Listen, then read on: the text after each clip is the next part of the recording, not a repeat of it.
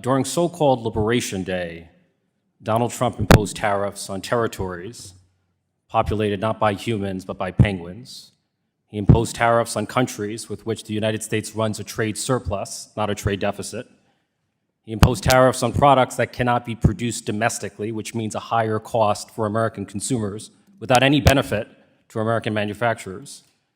He imposed tariffs on impoverished nations like Lesotho, which cannot afford to buy as much from us as we buy from them. If President Joe Biden had put in place these absurd tariffs, every single Republican, without exception, would have condemned his trade policy as the height of incompetence. And you, Mr. Bessent, would have joined that chorus of criticism. There's no doubt in my mind. But swap out Biden's name for Trump's, and suddenly the moral outrage from Republicans vanishes like magic. I have a simple yes or no question. Do you think excessive taxation undermines the competitiveness of American manufacturing? Yes, sir. Now, the Trump tariff regime is a breeding ground for the excessive taxation of American manufacturing. Consider as an example Intel's manufacturing of CPUs. Intel sources foreign components, which is subject to the first layer of taxation. It then manufactures the CPUs in the United States before exporting it to China, which will face a second layer of taxation.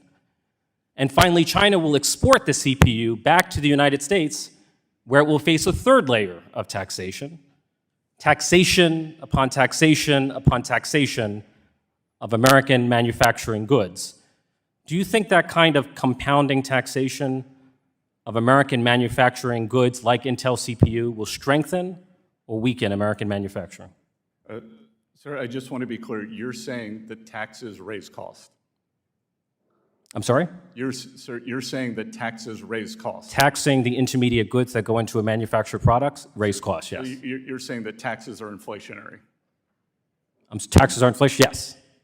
Good, then we should cut taxes. In the context of tariffs, yes. Then we should cut taxes, and you should join the... Can you answer my question about the tariffs? In the tax bill. Can you answer my questions about the tariffs? I'm not sure I understand. CPU's Intel would face Intel CPU would face three levels of taxation: the taxes on the foreign components, the U.S. taxes, and the Chinese taxes, or the Chinese tariffs. Do you think that kind of compounded taxation hinders or helps American manufacturing? I think that strategic American manufacture is very important, like Intel, and I think we have to bring that back to the U.S. Do you think taxing intermediate goods that go inside American manufactured products helps or hinders manufacturing? I believe that, as the Intel example you give, we have to bring these strategic industries back to the U.S. We're not going to bring every component. A Boeing aircraft, 747, has 6 million components. There is no universe in which we're going to manufacture all 6 million components in the United States.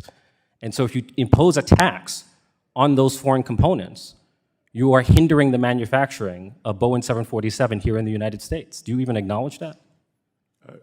I acknowledge that the supply chains, they are wide, but we've also, for the automakers, we have given an exemption. I'm not asking about the automakers. I'm asking about Boeing aircraft. Let me move on. Critical minerals are essential to the military defense of the United States. China controls almost all of the world's rare earth mining and almost all of the world's critical mineral processing and refining.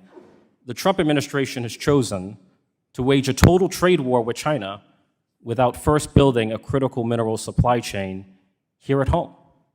Right? Just like it would be foolish to enter a car race without enough fuel in the tank, or enter a weightlifting competition without sufficient strength to lift the weights.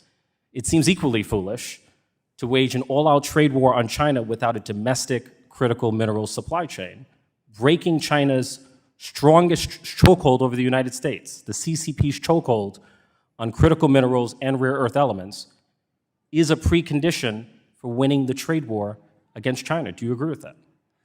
I believe that we have to bring the rare earth, as you correctly said, processing back, or not even back to the U.S. We have It's not only processing, it's rare earth mining as well.